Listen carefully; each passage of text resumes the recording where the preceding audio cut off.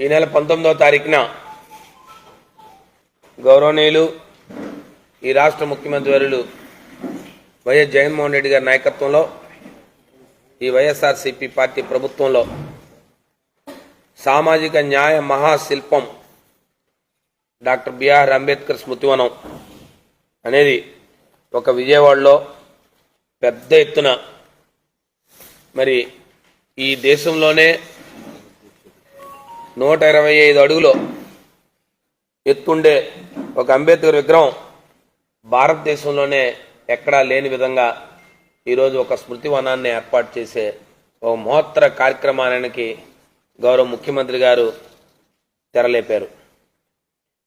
దేశంలో సామాజిక న్యాయం తీసుకురావాలని చెప్పిన ఆ మహనీయుడు డాక్టర్ అంబేద్కర్ గారి భావజాలంతో మరి ఆయన ద్వారా వైఎస్ జగన్మోహన్ రెడ్డి గారు స్ఫూర్తి పొంది ఇలాంటి కార్యక్రమాన్ని దేశంలో స్వాతంత్రం వచ్చిన తర్వాత 4 కోట్ల రూపాయలతో వ్యయంతో ఈ పెద్ద ఎత్తున విగ్రహాన్ని ఆవిష్కరిస్తున్నారు. మరి దీని ద్వారా విజయవాడలో ఒక స్థిరమైన రాజ్యాంగ పునాది ఉంది.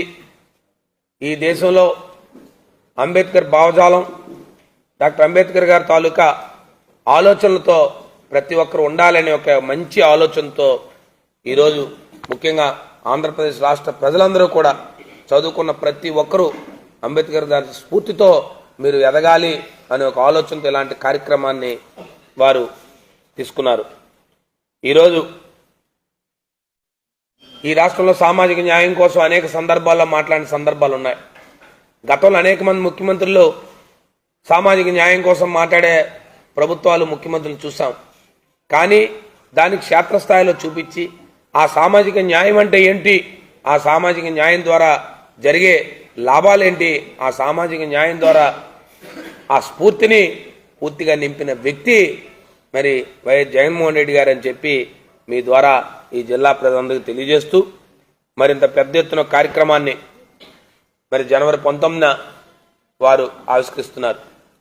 దాంతోనే కాకుండా ప్రపంచ దేశంలో ఉన్నట్టు లేనంత అనేక ఆర్భాటాలతో అనేక హంగులతో మరి సాంకేతిక నైపుణ్యంతో సుమారు 2000 మంది కూర్చున్న కన్వెన్షన్ సెంటర్ని పెడుతూ ఆ స్మృతివనం ద్వారా దాన్ని ఇచ్చేసి దాన్ని వీక్షించిన తర్వాత వారిలో ఆలోచనలు మారే విధంగా ఆ స్మృతివనాన్ని ఏర్పాటు చేసి దాన్ని రేపు 19వ తారీఖుని గౌరవ ముఖ్యమంత్రి గారు ఆవిష్కరిస్తున్నారు. మరి ఆ రోజు ప్రతి సచివాలయం నుంచి కూడా సుమారుగా 7 నుంచి 10 మందిని బయలుదేరాలని చెప్పి మరి గౌరవ ముఖ్యమంత్రి గారు ఆదేశాలు ఇప్పటికే జారీ చేస్తున్నారు.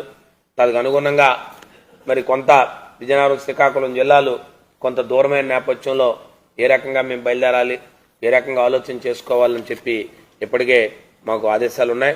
దాని తగ్గట్టు ఈరోజు మరి మా గౌరవ శాసనసభ్యుల వారు అలాగే మా గౌరవ రాజాము నియోజకవర్గ ఇన్ఛార్జి అయినటువంటి రాజేష్ గారు మరి మా వైఎస్ఆర్సీపీ ఎస్ఎస్ఎల్ అధ్యక్షులు జయంతి గారు మా డిస్ట్రిక్ట్ జేసీఎస్ కన్వీనర్ గారు అలాగే మిగతా మా పెద్దలందరూ వచ్చాం. ఇవాళ వారి పోస్టర్ కూడా ఆవిష్కరిస్తాం.